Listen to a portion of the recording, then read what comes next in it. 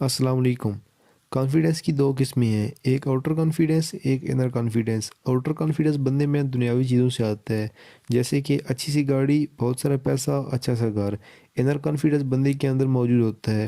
Outer confidence کا مسئلہ یہ ہے کہ یہ زیادہ دیر تک آپ کا ساتھ نہیں دیتا۔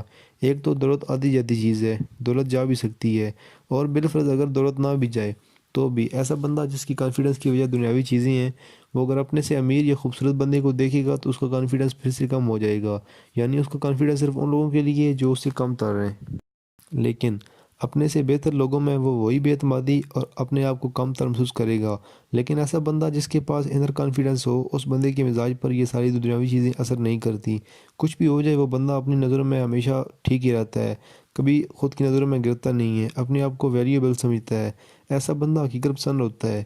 وہ بندہ اچھی طرح جانتا ہے اگر کچھ لوگ امیر ہیں تو ٹھیک ہے، یہی دنیاوی نظام ہے، اور دوسروں کے بہتر یا امیر ہونے سے خود کو کم تر نہیں سمجھتا۔ تو اس ویڈیو میں ایک سارا سا رول ہے، اور یہ رول 100% کام کرے گا، بس آپ کو تھوڑی سی ہمت رکھنی ہے۔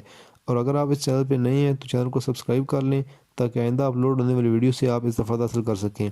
تو جینوین کانفیڈنس میں اضافے کے لیے ایک طریقہ یہ بھی ہے کہ آپ نے کبھی بھی فیل ہونے سے نہیں ڈرنا، یا یہ کہہ لیں کہ جو کچھ بھی آپ کا دماغ کہے آپ نے اس کا الٹ کرنا ہے۔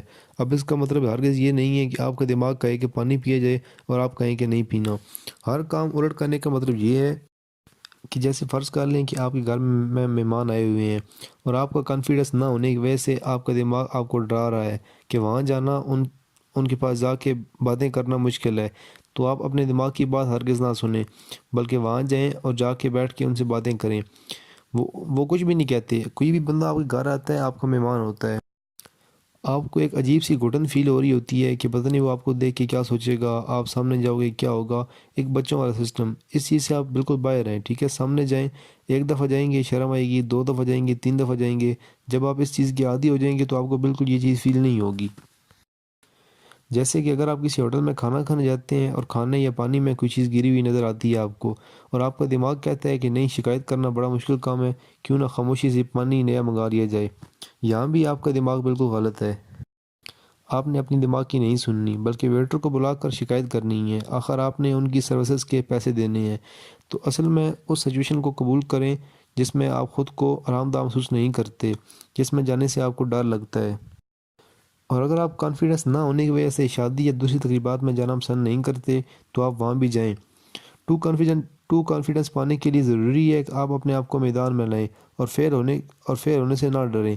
ایک دفعہ ہوں گے، دو دفعہ آپ کو مشکل پیش آئے گی، لیکن دو چار چھ ٹرائیاں کرنے کے بعد آپ کے لیے سب کچھ نارمل ہو جائے گا۔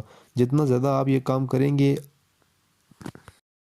آپ میں اتنا زیادہ کانفیڈنٹ آئے گا، اور ایک وقت ایسا آئے گا کہ آپ کو دوبارہ محسوس نہیں ہوگا، اور آپ وہ کام کریں گے یا اس صورتحال کا سامنا کریں گے جس صورتحال کا سامنا کرتے ہوئے آپ کو کبھی بہت زیادہ خوف آتا تھا۔ یہاں پر ایک کرکٹ کی مثال لیں۔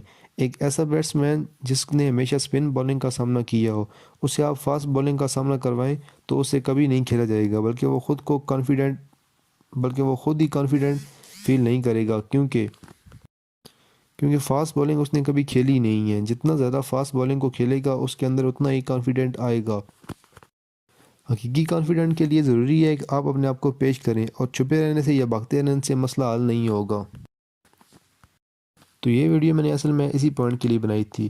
ویڈیو پسند آئے تو لائک کریں، شیئر کریں اپنے دوستوں کے ساتھ، اور چینل کو سبسکرائب کر لیں۔